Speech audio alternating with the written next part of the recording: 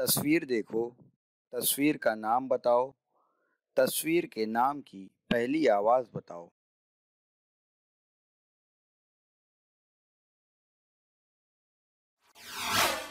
बच्चों, ये किस चीज की तस्वीर है? जी हाँ, नल। नल का नो। मुझे बताओ, ये क्या है? नमक। नमक का नो।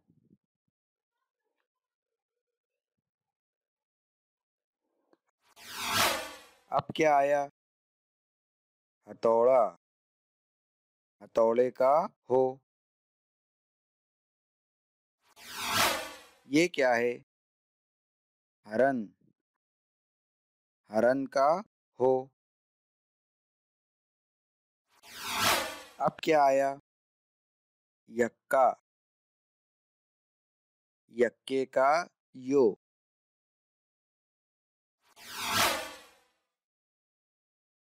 यक्के का यो।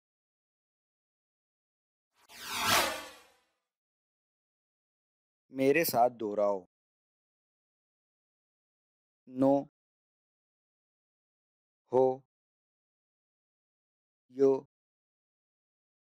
यो। हर्फ देखो और लिखो। नो।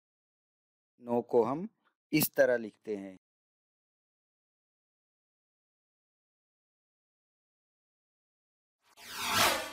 हो। हो को इस तरह लिखेंगे। यो। यो को हम ऐसे लिखते हैं। यो। इस यो को इस तरह लिखेंगे।